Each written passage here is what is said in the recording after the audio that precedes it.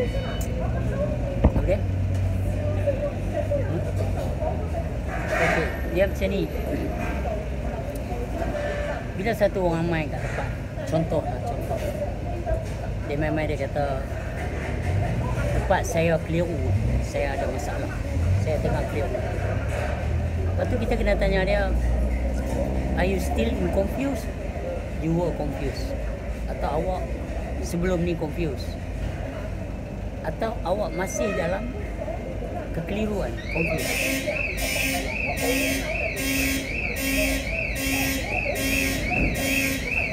Contoh Tuhan. Orang nak pergi kat Tuhan ni dalam sudut fiqh atau ahli-ahli Wahabi ni apa semua, tak kisahlah siapa pun, okey.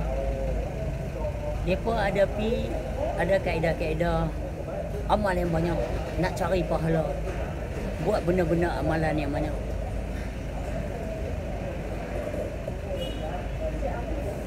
Tetapi Tuhan kata, datanglah kepada aku wahai sebetul hati yang tenang, atau wahai nafsu mutmainah.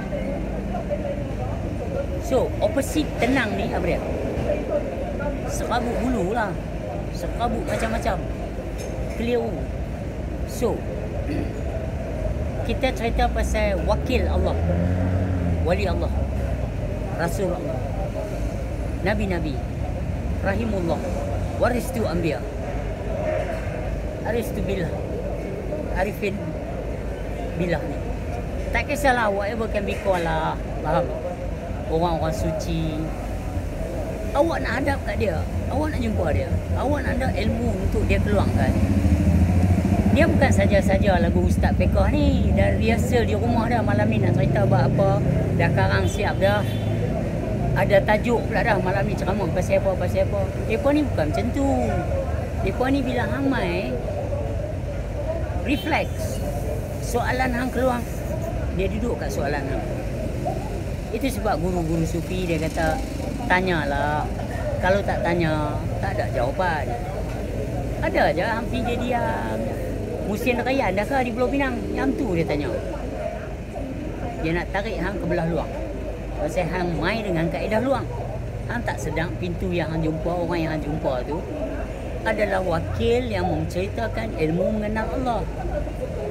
Orang yang mengaji hadis-hadis tu adalah wakil yang menceritakan tentang sejarah-sejarah yang merekanya tidaklah lama tiada.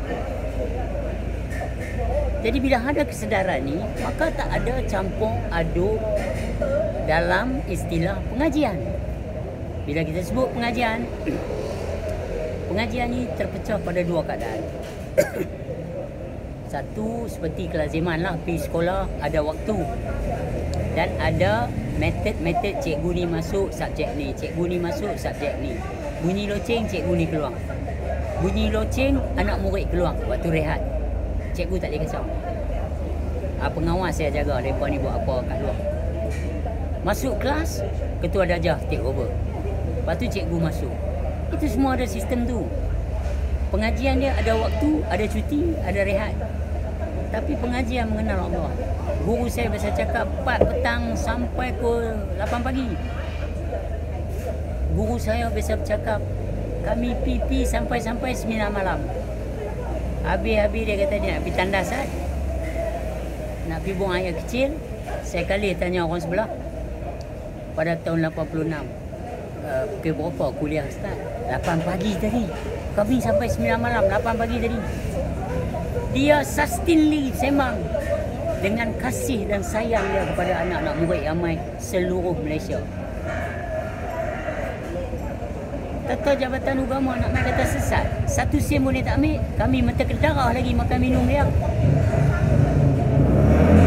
Dia spend dia punya time lagi, lampu, ayang, kami mandi lagi di rumah dia, bukan seorang main, puluh-puluh orang main. Pengajian dia macam tu. Jadi bila hang duduk depan dia, hang tak tenang, hang keliru, habis benda tu tak sampai ke hang. Pengkajian mengaji ilmu mengenal Allah tak ada waktu dan tak ada keadaan. Pengajian mengaji ilmu mengenal Allah panas. Buat air panas. Terima kasih ya. Pengajian mengaji ilmu mengenal Allah adalah perjalanan diri itu sendiri.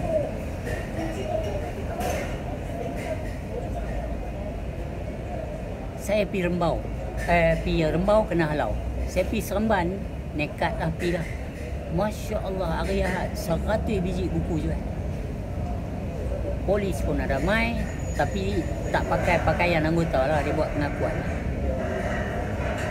Ustaz-ustaz pun ada ramai, ustazah pun ada ramai, makcik umur 89 pun ada ramai. Lepas tu budak-budak umur 17 ada, seorang tu umur 16 pun ada. Ada yang main 3 orang umur 20 lebih pun ada. Bersoal jawab benda yang sama.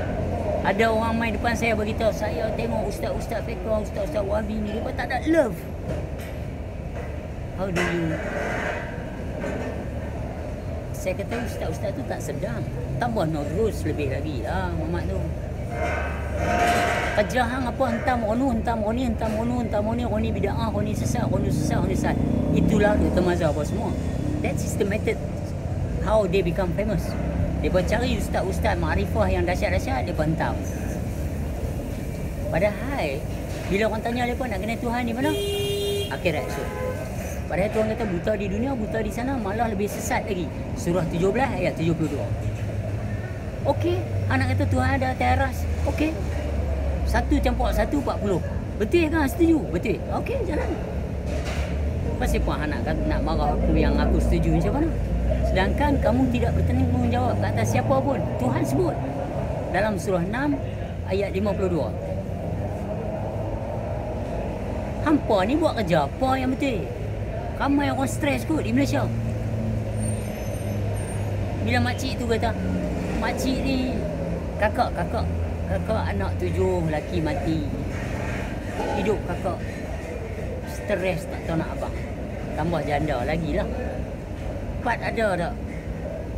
Saya kata kakak, saya menikah 2 kali cerai. Anak ada 3, tiga-tiga terpisah. Dan saya tak pernah tengok hidung mak saya dalam hidup saya. Mak kandung saya.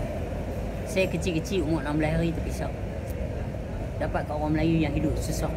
Bapak saya kerja hari tu memang teruk masa tu.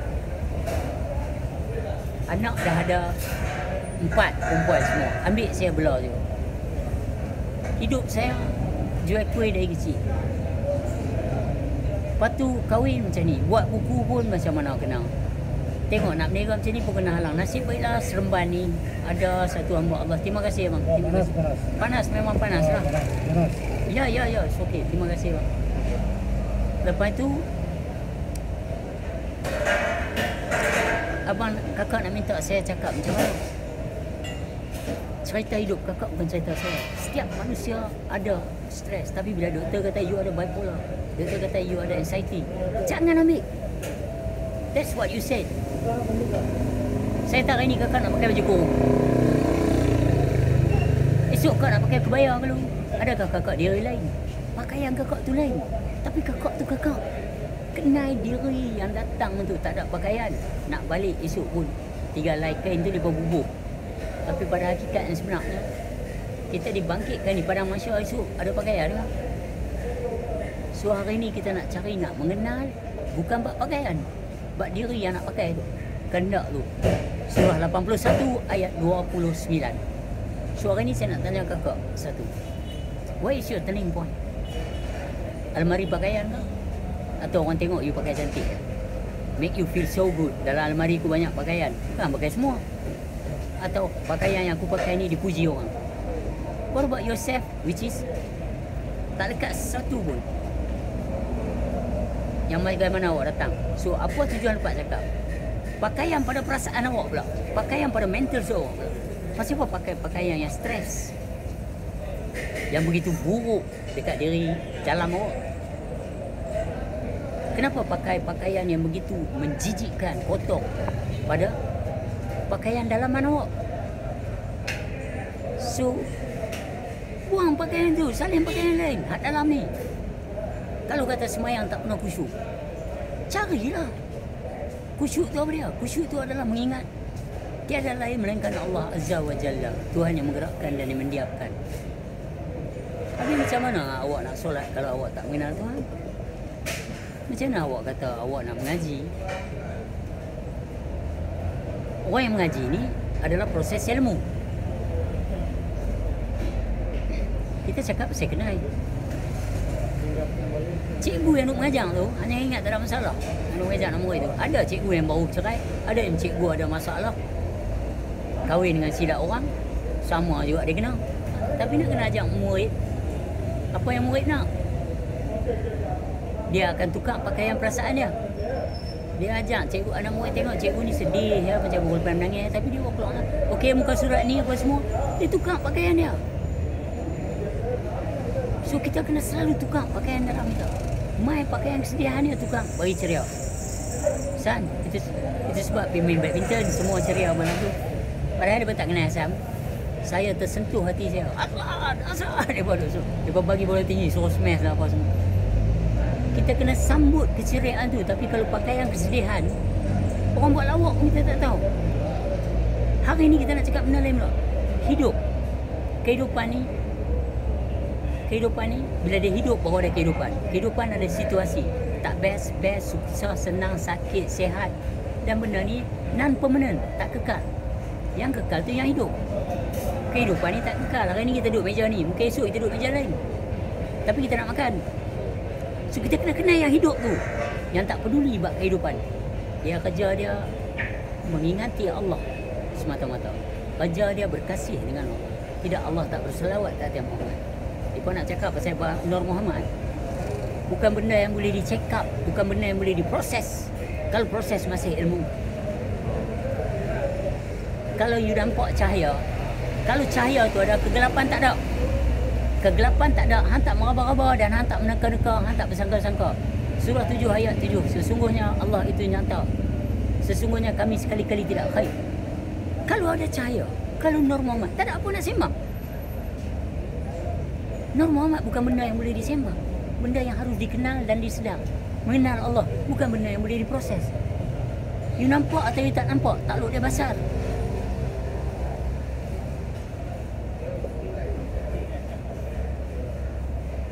Ada orang main peluk saya masa kat Seremban. Macam-macam soalan nak kena jawab. Tapi kita jawab mengikut soalan dia. Bang, saya peluk abang, dia peluk saya erat. Dia kata saya nak tahu satu ya, tali Allah tu apa. Saya kata putih tali tu orang usul pergi kubur. Nafas yang masuk, yang keluar 6,600. 66 ni duk masuk keluar ni. Bukan macam sains karbon dioksida dengan apa, oksigen tak? Apa? Saya tak erti nak sebut. Tapi bukan itu.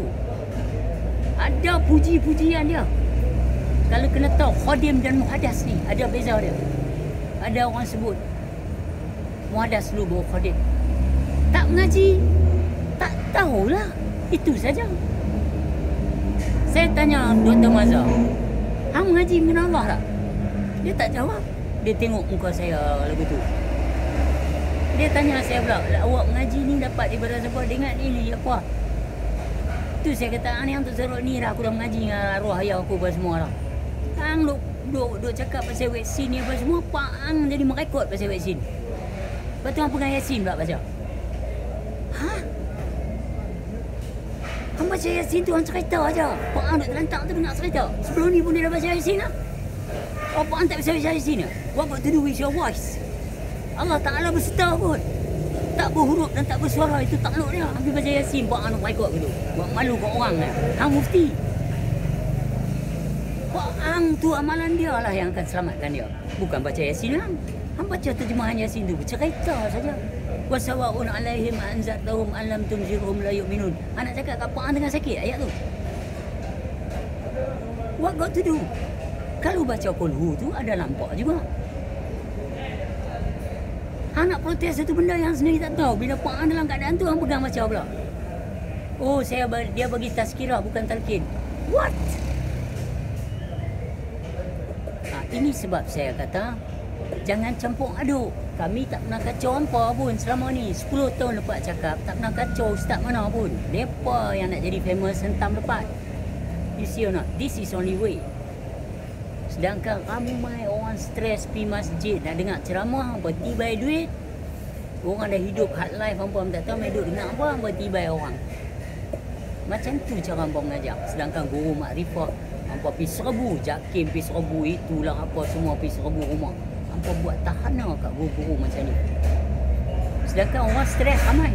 Orang nak cari turning point. Awal agama mengenal Allah. Hampa kata ni ilmu tinggi. Kalau tinggi tak kat awal, make no sense, man. Itu yang kata Yahudi mana ajak hampa. Ada main kata satu abang tu, Pat, tak boleh cakap ni daripada public. Pasal apa tak boleh? Oh, Allah tu ada dalam rumah ya ke? Ada tempat sunyi ya ke? Bila nak berahsia baru duduk tempat sunyi. Bila nak berahsia duduk kat tempat tak ada orang. Bila nak berahsia jangan cerita kat orang. Ni apa nak cerita kat rahsia ni? Mana bukan rahsia lah. This is simple common sense. Yang aku cakap ni ubudiyah masih mawujud, masih dikeranakan oleh satu kerana. Disebab aku bercakap, hang boleh nampak ilmu dan faham. Itu bukan rahsia Allah. Rahsia Allah takluk dia besar pada af'al. Itu yang Musa tak lepas 3 kali. Anak cakap mana boleh buat lagu ni apa semua. Itu atas dasar ilmu, atas dasar hukum dan hakam. Aku buat bukan atas dasar hukum hakam. Kalau dikatakan la haula wala quwata illa billahil aliyyil azim, bagaimana awak mensyariatkan la haula wala? Banyak benda Hasan, pengajian ni Hasan. Kalau saya nak kupas, banyak. Saya kata pergilah mengaji mengenal diri. Kemudian hiduplah sebagaimana yang kamu inginkan. Yang penting tenangkan hati. Dunia ni artis kena glamour. Okay? You nak jual buku, you kena perform. You nak tulis buku, you kena tahu sebab apa dan apa yang you nak bagi. Kita tengok setengah ustaz ambil buku saya bedak macam Nodrus. Bukankah satu perbuatan yang jahat, melebihi tahap nakal? Ini saya kata Yahudi mana ajak mereka. Jangan ingat di Malaysia ni ramai dari Singapura masuk. Jangan ingat Malaysia ni tak ada wali Allah, tak ada sufi Allah, tak ada wakil Allah. Kami mengaji mengenal Allah, bukan kami mengenal masalah. Jadi ustaz-ustaz di Malaysia ni kebanyakan nak point orang sesat bila saya kata baca surah 16 ayat 37 dan baca surah Ibrahim ayat 4, baca surah 16 ayat 93, baca surah Yunus 99 dan 100. Then asking yourself, what you guys really doing? What are you stand for? Tuhan dah tapau dah, dia pilih siapa. Cuma hang je. Hang buat apa kat diri hang? Contoh dia kata, datanglah pada ku wahai seketul hati yang tenang. Hayat ilmu kudrat iradat samak basur kalam. Dia bagi semua. Sifat ma'ni, sifat ma'nawiyah, salbiah, nafsiyah ni apa semua dia bagi. Okey? Dia bagi juga radiyah, kamaliyah, mardiyah. Jadi nikmat apa yang kamu dusta nak stres pula pasal dunia? Ngaji sampai ke mati pun takkan faham. Itu sebab saya kata bukan sebab mengaji 30 tahun. Orang lain main mengaji dalam rumah guru tu baru masuk 10 hari. Depa hebat atau tak hebat? Tak, depa lama duduk dalam rumah tu. Belum tentu depa faham. Pengajian ni hang boleh naik hari ni, hang boleh jatuh esok. It's a ego trip. Bila ada keakuan, kewujudan hang, maka jatuh. Walau hang ada ilmu yang banyak, dia bukan duduk kat ilmu. Itu sebab dia kata tidak, jangan sekali-kali kamu merasa beriman jika tidak sekali-kali diuji. Kalau diuji di mata yang ramai, hang nak pergi ke mana asal? Hang balik kepada diri yang, pasal diri yang satu. Itu sebab dia uji hang dengan yang ramai. So it's only way to make you turning back to yourself. Dan siapa pula dia yang ada rahsia yang teramat rahsia? Balik kepada tu. Asal nak dapat, cuma nak ambil kepahaman saja. Diri pakai baju kebaya pun diri tu, ingat tak tadi saya mak? Diri yang pakai sarung baju kurung pun diri tu. Saya cakap agak tu. Tapi kita tak mahu itu, kita nak kenal diri yang sebenar diri. Kita masuk pula pakaian diri yang, jiwa yang bawa pakaian sedih, jiwa yang bawa pakaian ceria, happy go lucky. Atas dasar kehendak. Awak kena melihat, there's no mind can stop the mind. Satu otak yang ada. Macam mana ada otak lain nak stop? Puzzle, struggle, stress. It's only way to stop your mind by watching it. Watch your thought and emotion. It's your best enemy now. Okay. You see it? You see? Then good. Good, Asad.